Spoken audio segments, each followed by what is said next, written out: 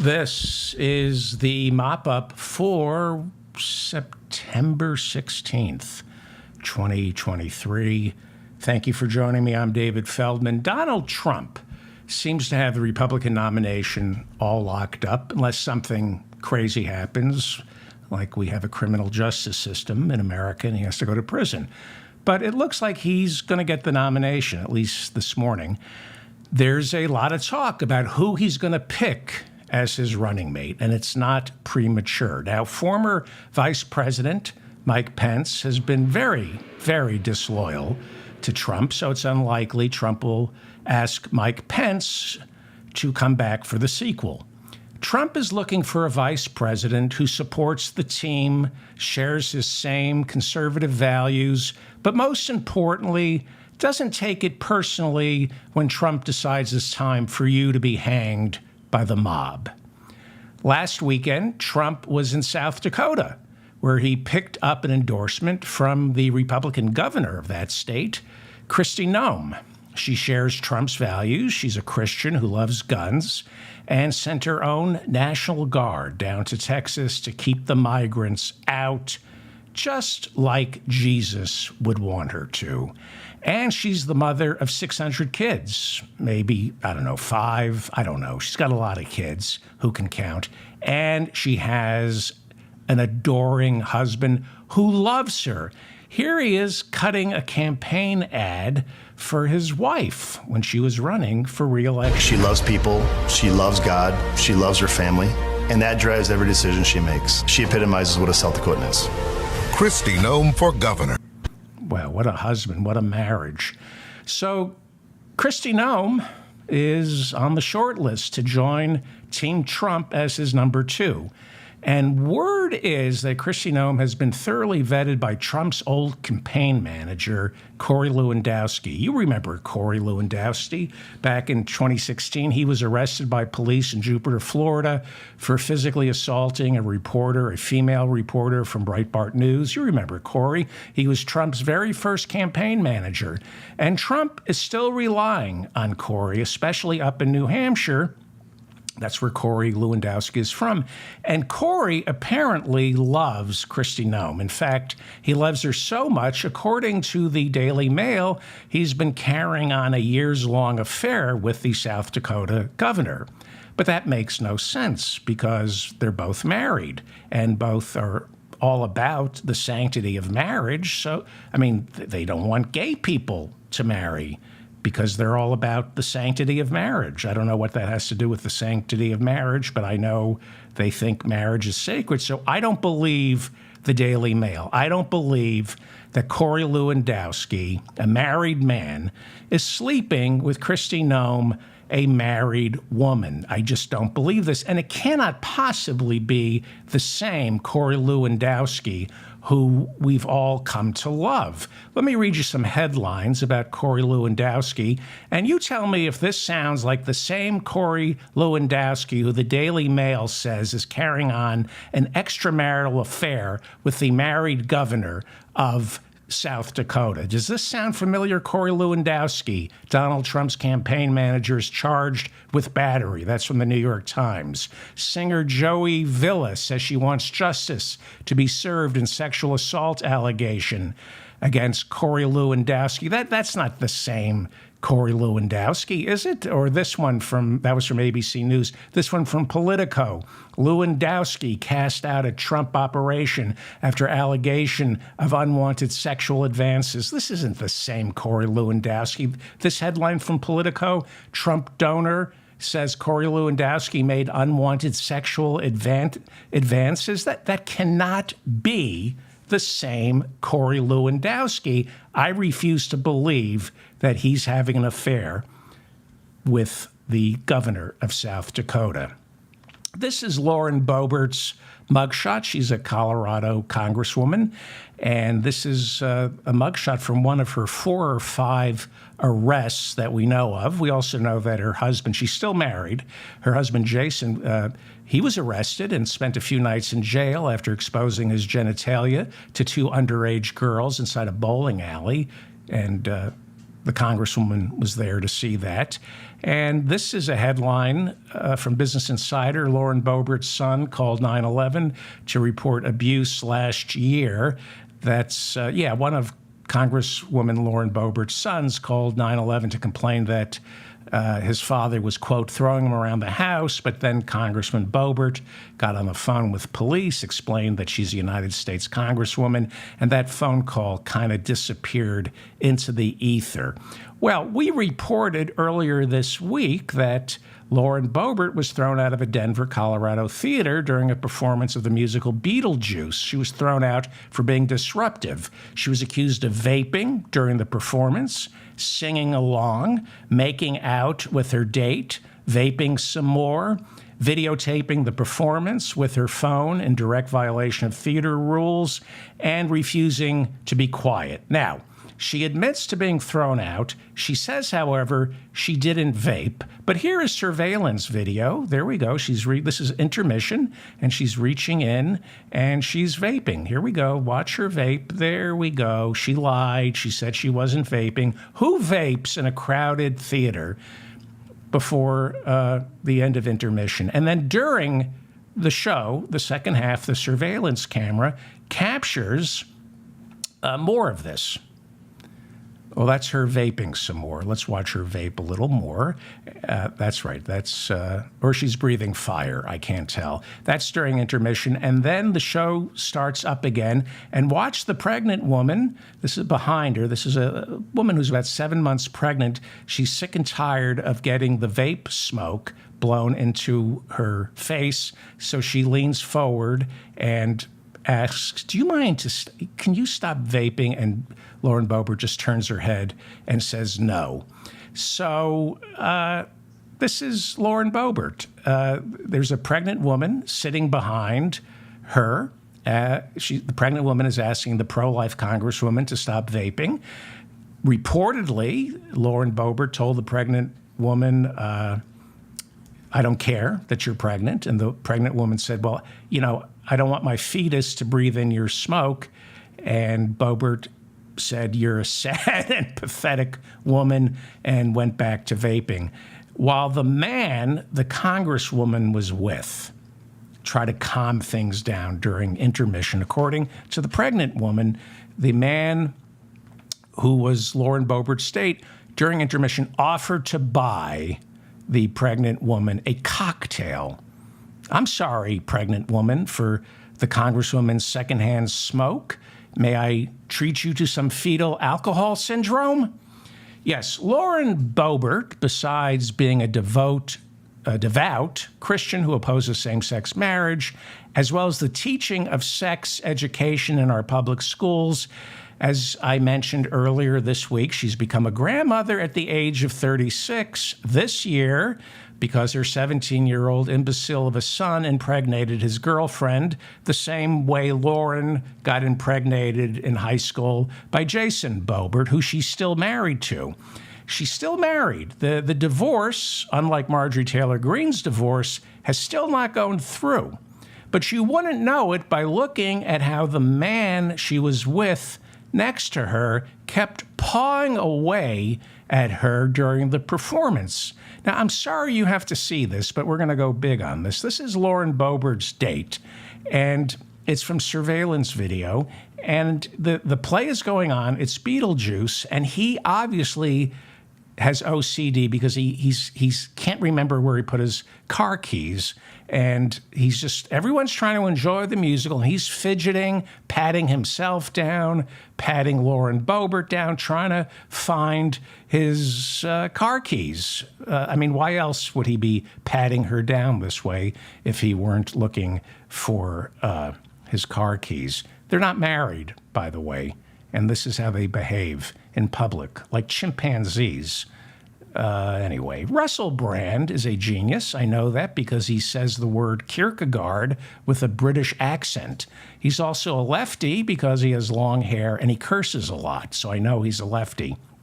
But he's also anti-vax and thinks Ron DeSantis is doing a splendid job in Florida. Russell Brand is a gift to the universe, and by that I mean his acting career flamed out, and he figured out a way to make a fortune by catering to incels who are looking for someone to make them feel smart, even though they're idiots. Just like Russell Brand is an idiot. Well, apparently Russell is about to get canceled. This is very sad. Russell took to social media on Friday to warn his fans that there are serious criminal allegations about to be made public about him. He called them serious, very serious. I wonder if they're as serious as his stand-up comedy. Apparently, Channel 4 in Great Britain is going to air a special report later today that will portray Russell Brand in a very unfavorable light. Russell took to social media and denies all of it. He wouldn't tell us what it is, but he denies all of it. And he has millions of fans, and he told his millions of fans that Channel 4 in Great Britain is going to report criminal allegations against him late Saturday night, but he denies it. The program premieres in Great Britain, 9 p.m. Saturday night. I wonder what the allegations are. I mean, he said they're criminal, so I can't imagine what they could be. Oh, I know what it is. I know what the criminal allegation is. He charged $250 a seat to see him live last time he played New York City. That's what it is. That's definitely what it is. Well, if you remember, last year, InfoWars host Alex Jones lost a $1 billion defamation lawsuit filed by the parents of the Sandy Hook school shooting victims. Jones famously accused the shooter of being false flag, not really. They were all crisis actors, he said. It was a false flag operation to gin up support for gun control. And he gave out the names of the parents who, when not grieving the loss of their children, had to deal with death threats from fans of Alex Jones. He, like Rudy Giuliani in the defamation case down in Georgia, filed by the mother and daughter election workers, like Rudy Giuliani in that case, Alex Jones defaulted during the discovery phase, and the judge found Alex Jones guilty of defamation. Then a jury said he had to turn over more than $1 billion to the families he victimized. Jones has since declared bankruptcy and is alleged to be hiding money from those families he owes money to. New reports this week reveal that Alex Jones, while claiming to have no money, has spent millions this year on vacations, second homes, and luxury automobiles. And I just don't understand, because he said he gave the judge and the jury his word that he's bankrupt. So where did he find the money? And you know, people say he's lying, but he's a trusted news anchor where millions of people like Joe Rogan and Donald Trump get all their information from.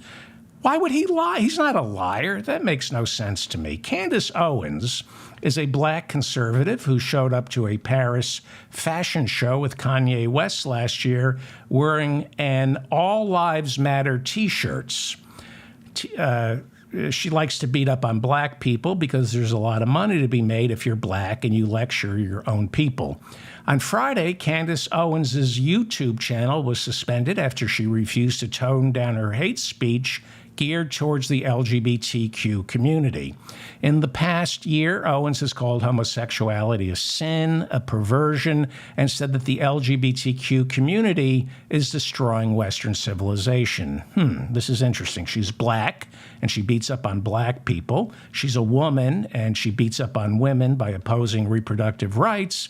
And she beats up on the LGBTQ community. And I wonder if that means she's, I don't want to slander the woman, but if you follow the pattern, it sounds like she's a Republican.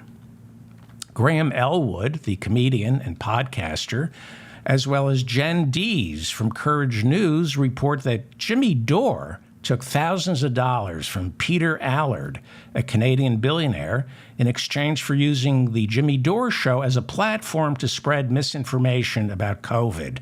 Wow. Next, you're going to tell me that Jimmy Dore took money from the government of Syria to deny that Assad gassed his own people. I mean, what else are you going to dream up? Because I refuse to believe that Jimmy Dore, a man of principle, would ever take money from a Canadian billionaire in exchange for warning his listeners against getting the vaccine. That's irresponsible, and Jimmy would never do that. It can't be true, the same way it can't possibly be true that Jimmy Dore ever took money from the Syrian government in exchange for his denying that Assad gassed his own people. I refuse to believe that. I know Graham Elwood. He's making these accusations. He's a funny and truthful man. I've never found him to be a liar. I just don't understand why he would say something like that about America's most trusted name in truth-telling, Jimmy Dore. It's inconceivable to me that Jimmy Dore would take money and then trash vaccines. I refuse to believe that. The same way I refuse to believe that Jimmy Dore would take money from the Syrian government and then insist in return that Assad never gassed his own people. I mean, yeah, it sounds like something Jimmy would do, so why would he do it? I refuse to believe that he did what he probably did. Ashton Kutcher has stepped down from a charity he helped establish that protects children from predators. That's because Kutcher has come under fire after it was reported that he had written a character reference to the judge in the Danny Masterson rape trial. In the letter, Ashton Kutcher urged the judge to give a lenient sentence to Danny Masterson. They co-starred on that 70s show together. If you remember last week, Masterson was sentenced to 30 years in prison after being found guilty earlier this year for raping 2 women. In Kutcher's letter urging a lighter sentence, he called Masterson, quote, a dedicated and loyal husband, as well as an excellent role model and an outstanding older brother figure. Rapists usually are that way towards the people they don't rape. Interesting thing about men who rape women, their guy friends often don't have a clue. Who would have guessed? Comedian Hasan Minhaj admitted to the New Yorker magazine in an article published on Friday that his stand-up routine is riddled with lies, and according to staffers on his now canceled talk show for Netflix, Hasan had no interest in researching any of the facts on stories he covered for that comedy news show. Minhaj, in the interview with the New Yorker, insisted that while the stories he tells on stage are often fabrications, they were, in fact, emotionally true, he said. Emotionally true. Minhaj admitted that he never had to rush his daughter to the hospital after someone mailed anthrax to his home. He says he was lying when he said he was befriended by an FBI informant at his mosque. He also admitted to lying about an interview he did with the leader of Saudi Arabia, and apparently he also told lies about an ex-girlfriend that forced her to go into hiding because his fans doxed her. Well, Hasan Minhaj is on the short list to become the next host of The Daily Show, and I think this article pretty much seals the deal for him. I think TV executives have a special affinity for people like Hasan Minhaj who have trouble with the truth. Remember Brian Williams?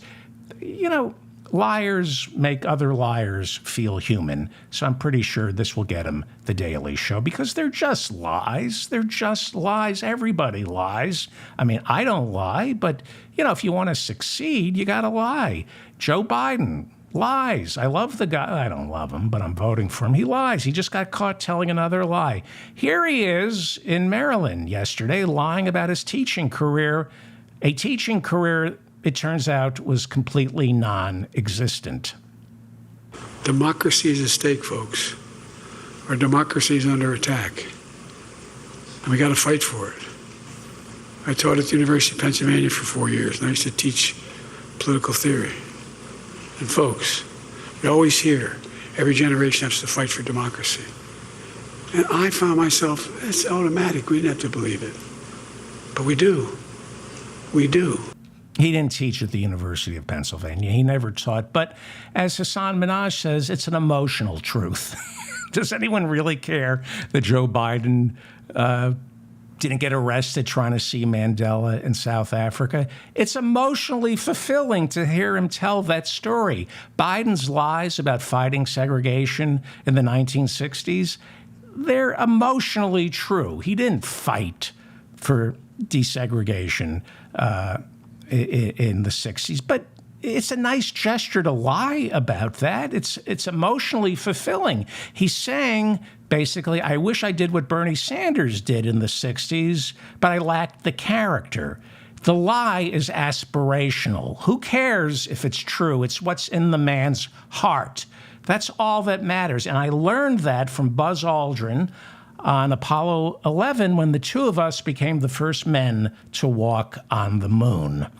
The United Auto Workers announced they will return to the bargaining table with the big three automakers later today. The UAW announced a strike on Friday after their contract expired with no agreement on the table.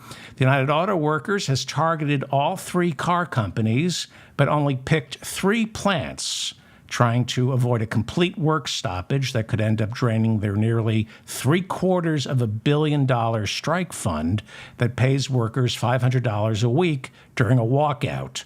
So far, only 13,000 workers are striking plants in Missouri, Ohio, and Michigan.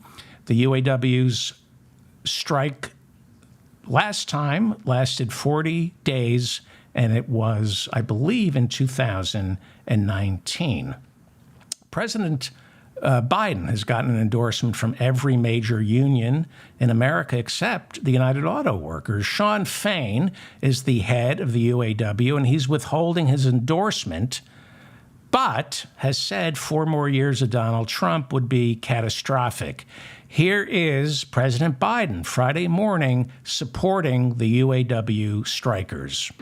Auto companies have seen record profits, including the last few years, because of the extraordinary skill and sacrifices of the UAW workers. But those record profits have not been shared fairly, in my view, with those workers. Auto workers have not had a major raise in more than a decade, and that does not keep up with inflation, so they're asking for as much. They may not get it, but they're asking for a 40% raise that's spread out over a couple of years. They're also demanding an end to the 2-tier system where a majority of workers hired after 2007 are considered hourly employees not entitled to health benefits or a pension. UAW leader Shawn Fain was asked what he thought of the automakers now insisting that increased labor costs will bankrupt their companies. I think it's a joke. You know what? They could double our pay right now. The cost of labor that goes into a vehicle is 5% of the vehicle. They could double our wages, and they could not raise the price of vehicles. They would still make billions of dollars. It's a lie like everything else that comes out of their mouth. Here is the president of UAW Local 12. Here's the president of UAW Local 12, Bruce Baumhauer, talking about the concessions the UAW made to help get the auto industry back up on its feet after the Great Recession of 2008, and how the auto companies have yet to return the favor. One thing that drives us crazy is we went through bankruptcy with Barack Obama back in 2008 and in the beginning of 2009. And we were told by the president we had to give up huge concessions for them to get the government support to turn their companies around. We did that, and it hasn't been reversed. Back in 2000, when we came out of bankruptcy, our starting pay at Jeep was $15.78. 14 years later, it's $15.78. There's something wrong with that. Yeah. Something very wrong with that. Here is Congresswoman Summer Lee. She serves the 12th Congressional District of Pennsylvania. It's her first term in the House of Representatives. Here she is Friday on the House floor.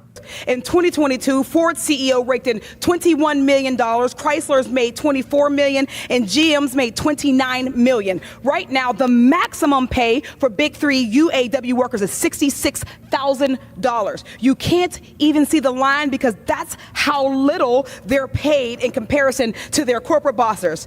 It would take a UAW employee a maximum salary almost 440 years to make what the CEO of General Motors makes in 1 year. Yet these CEOs lie that their workers, quote, threaten our economy. Let me be clear. Any company that can afford 40% raises for CEOs already raking in millions can afford 40% raises for their workers who our clean energy economy depends on. These workers don't threaten our economy, but CEOs do. So to the Big Three, Pay those workers what you owe them. Don't act like you forgot. Solidarity forever. I yield back. I'm sorry, what was that you just said? Solidarity forever.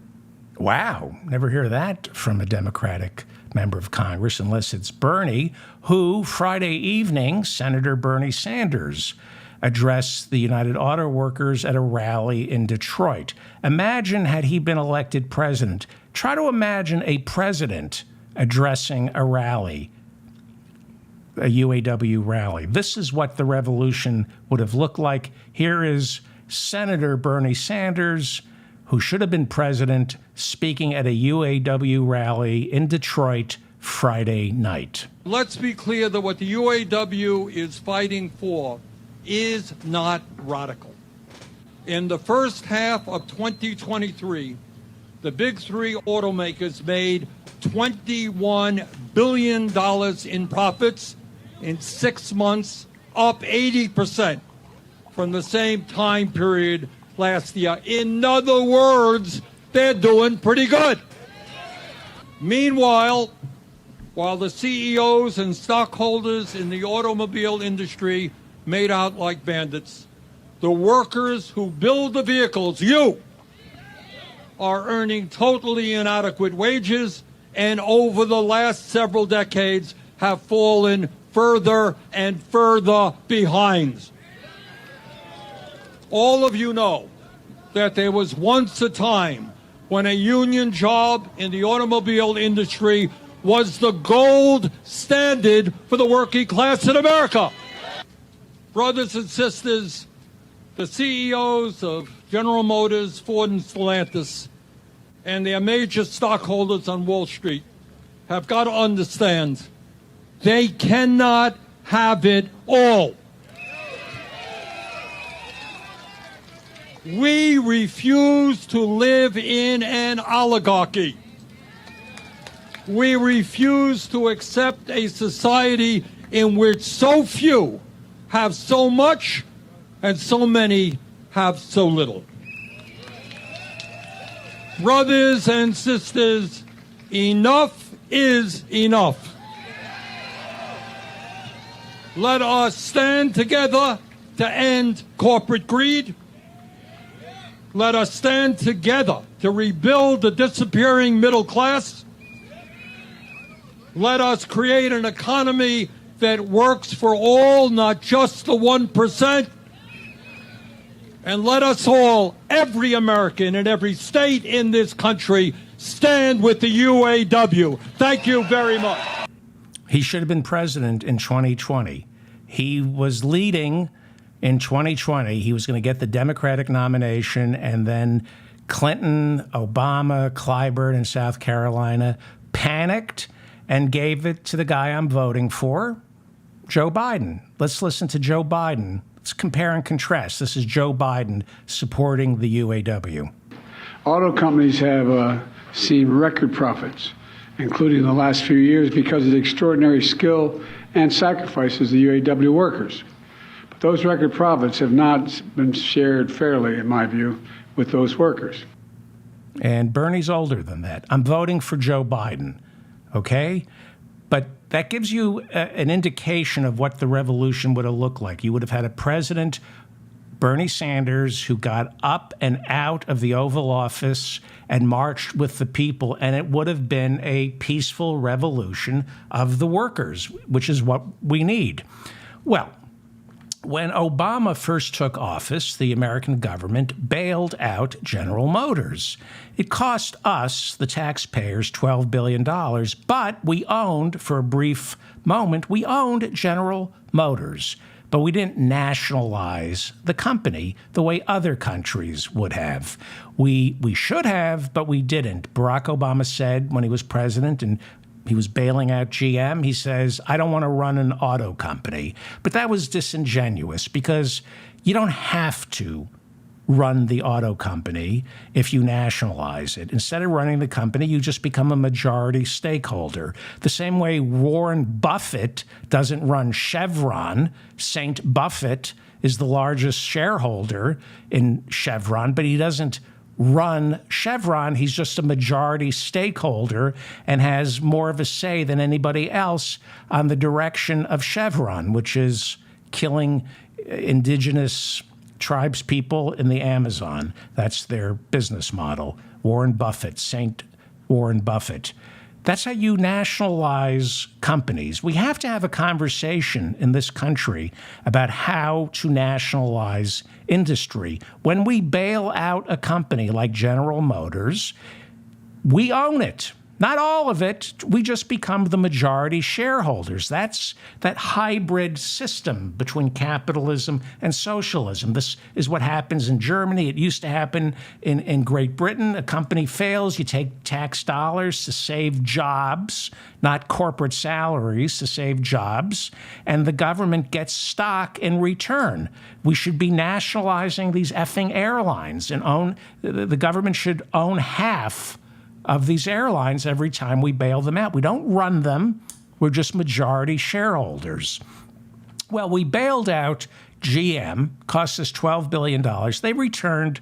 We got a return on the investment, but we saved GM not because of the executives. They had failed. They went belly up. We saved GM for the workers, for Detroit, for Michigan, for Ohio, okay? Meanwhile, Mary Barra is the CEO of General Motors. That's the company we bailed out because we wanted to save jobs, not her effing salary. She was on CNN early Friday morning, and she was asked about her obscene salary. The union is asking for a 40% wage increase over 4 years. They're asking for that in part because they say CEOs like yourself, leading the big three, are making those kind of pay increases over the course of the last 4 years. You've seen a 34% pay increase in your salary. You make almost $30 million. Why should your workers not get the same type of pay increases that you're getting leading the company? Well, if you look at compensation, my compensation, 92% of it is based on performance of the company. Oh, okay. So you're getting $30 million based on the performance of the company. It's performance-based. $30 million. We bailed your ass out. Do you think Barack Obama could have sold the GM bailout in 2008, 2009 if we knew Mary Barra would come along in 2014 as CEO and pay herself $30 million? Do you think we'd be so keen about returning all the stock we owned when we bailed them out? She pays herself $30 million. That company wouldn't exist if it weren't for the workers and the taxpayers. This greedy pig. All right, so you're performance-based, $30 million.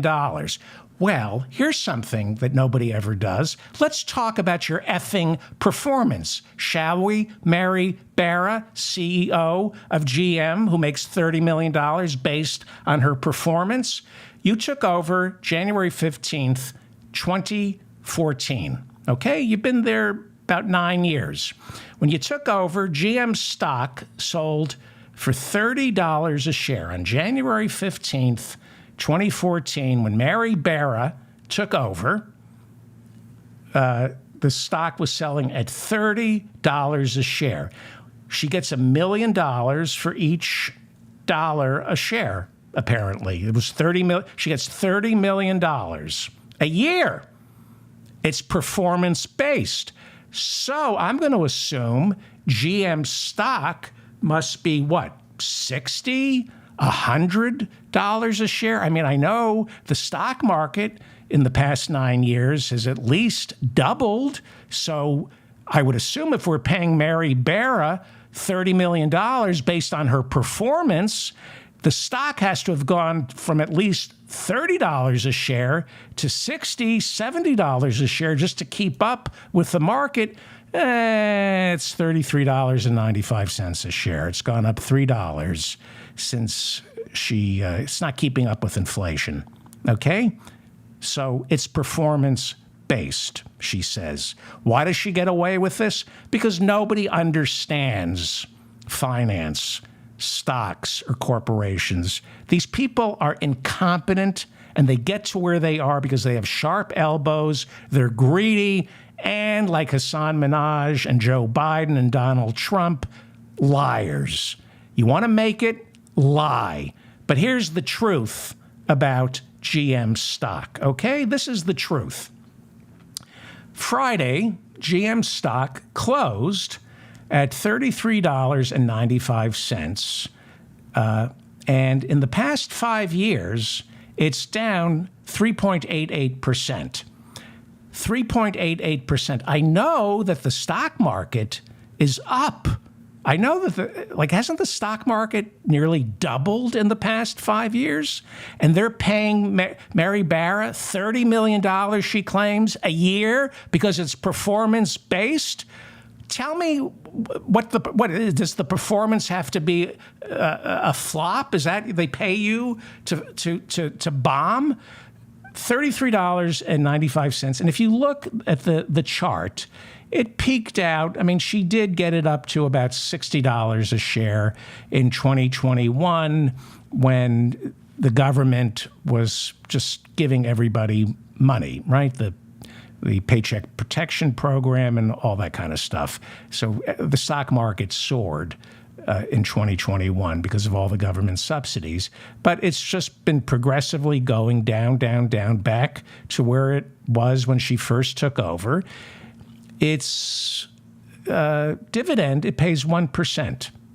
If you hold on to the stock, you get 1% on your investment. So if you were to buy stock in General Motors, you would lose money. It does not keep up with the market. It doesn't keep up with inflation. Mary Barra is a failure by every yardstick. Mary Barra, the CEO of General Motors, is an abject failure, but she pays herself $30 million a year because she picks her own board of directors, and she picks the board of directors based on whether or not they'll approve her $30 million a year salary, even though she is a failure and she should resign. But tell me again how the government is inefficient. Here is what Donald Trump had to say during his interview on Meet the Press, which will air on Sunday. This is what Donald Trump has to say about the UAW strike. I can't pay attention. The fly from Mike Pence's 2020 debate paid a visit to Mar-a-Lago, so you tell me what Trump said. The auto workers are not going to have any jobs when you come right down to it, because if you take a look. Okay, I don't know what he said. I was busy watching The Fly Attracted to the Horse Crap. Please continue, Donald Trump. I'll tell you what, the auto workers are being sold down the river by their leadership, and their leadership should endorse Trump. Yeah, blame the leadership. This is the old bait and switch trick that Republicans pull. They never blame the CEOs. They blame the leadership of the unions. It's the leaders of the unions who are screwing the rank and file. That's all Republicans say when it comes to unions and strikes. It's the old ploy. Yeah, we love unions. They're the backbone of the middle class. We hate their leadership, though. You're being screwed by your leaders, rank and file, because they're demanding better pay and health benefits, and that's going to destroy jobs. It's not your fault. We support unions. We just don't support better pay and health benefits. Your leaders are screwing you because they don't want you to be slaves. And if you're not willing to be slaves, well, you know, there's nothing we can do. They're going to close the plants here in America and ship them overseas because your leaders of the union aren't allowing you to be slaves. Continue, Donald Trump. You got to have choice. Like in school, I want school choice. I also want choice for cars. If somebody wants gasoline, if somebody wants all electric, they can do whatever they want. But they're destroying the consumer, and they're destroying the auto workers. The auto workers will not have any jobs, Kristen, because all of these cars are going to be made in China. The electric cars automatically are going to be made in China.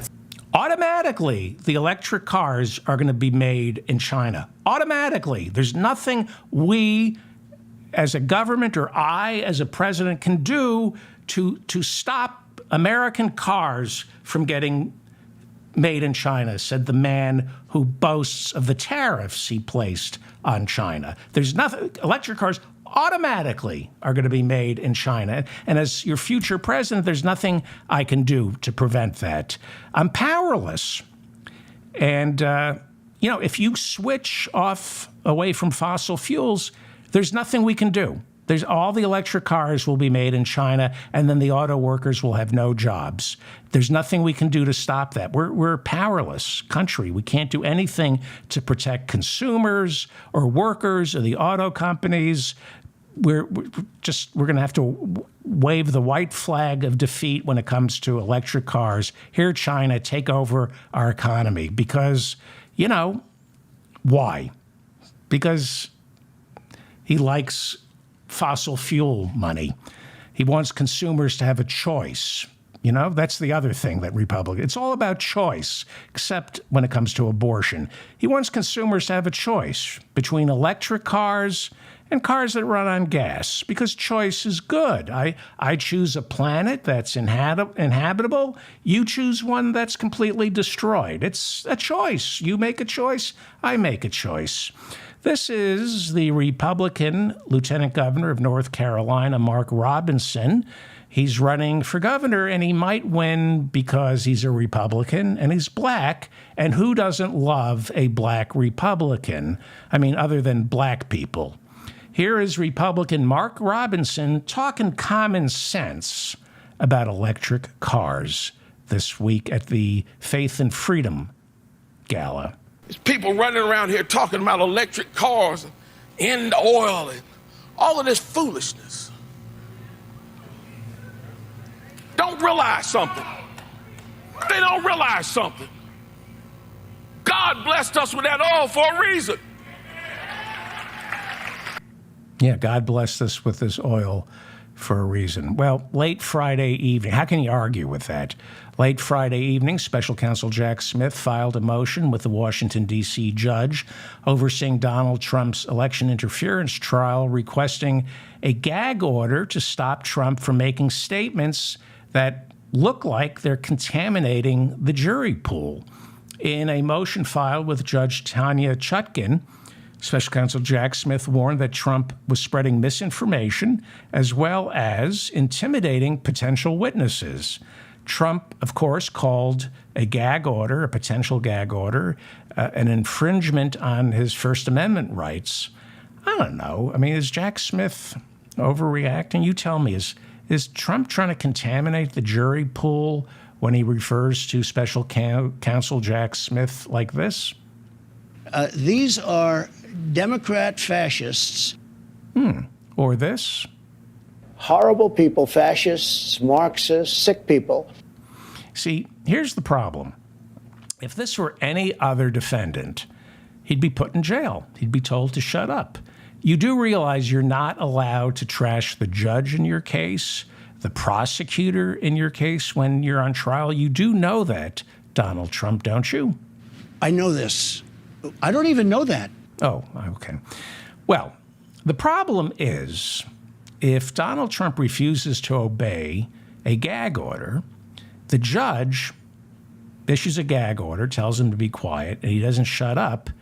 She has no choice but to jail Donald Trump before the trial even begins. That's what happens in normal circumstances. But then what happens? What happens if you jail Donald Trump? What happens? Here is MSNBC's Nicole Wallace freaking out on Friday at the prospect of Donald Trump going to jail before the trial even starts and what the ramifications will be. Shit's about to hit the fan in this country. Well said. That's very optimistic. A lot of faith that MSNBC has in our criminal justice system. I don't even say that again, please. Shit's about to hit the fan in this country. She's scared because she's in a bubble.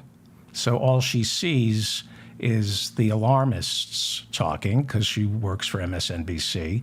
And if you're in a bubble, you begin to believe that the shit is about to hit the fan. I got news for you. If you left your bubble, you would know it already hit the fan. It hit the fan 10 years ago.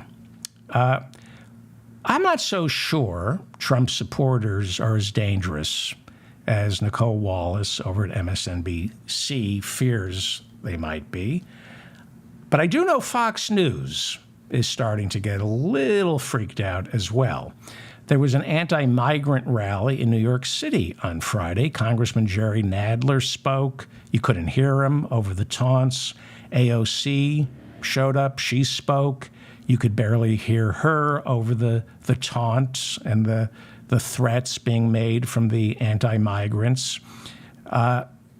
Fox News has been ginning up rage towards migrants for at least 20 years. Here is a Fox News reporter talking to one of the anti-migrant protesters, and it's one of those moments where Fox News realizes, my God, I'm Dr. Frankenstein, and the monster got loose. This is up to us. This is up to each and every one of us to stand up. Nobody's coming here for us. Right. We're here for ourselves. Yep. If we don't get up and fight for our city, nobody's coming for us. They're coming to destroy it. The reason why they're here is to steal our votes. Right.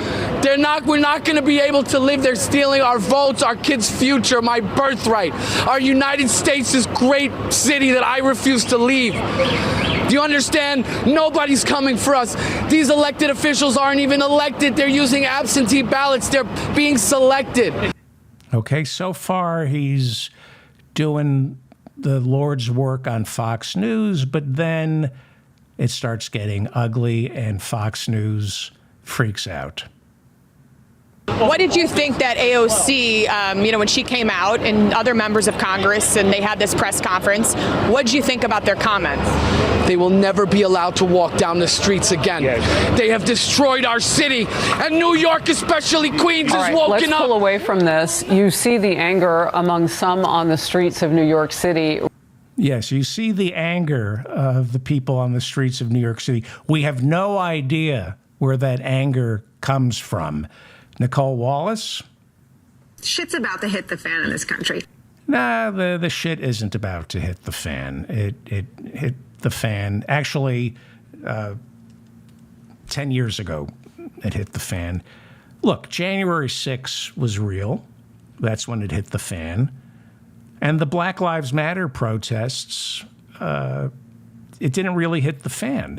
They were peaceful, except, of course, when the anti-protesters showed up, and most importantly, when the police showed up. There is no need for the shit to hit the fan if we remain a nation that obeys the rule of law, if our police obey the rule of law. Now, if Donald Trump needs to be locked up before his trial, lock him up. Lock him up. If he can't obey a gag order, lock him up. You'd be amazed by how many Americans would get in line, and you'd be amazed by how many Americans would be grateful to see him silenced, especially the cowardly Republicans who don't have the courage to silence him themselves. I'm David Feldman, reminding you to stay strong and protect the weak. Thank you for watching this. I love your comments, so thank you. You know that your comments inform the show, so keep them coming. And if you have any corrections, feel free to share them with me. Please like this video so I show up in your feed. Please subscribe to my channel. Please, thank you to the moderators in our chat room for keeping the conversation civil. Please subscribe to my newsletter. And once again, thank you so much for listening to my nonsense. I will see you either Monday night or Sunday night. Maybe I'll do a show on Sunday night, depending on what happens. Thank you so much.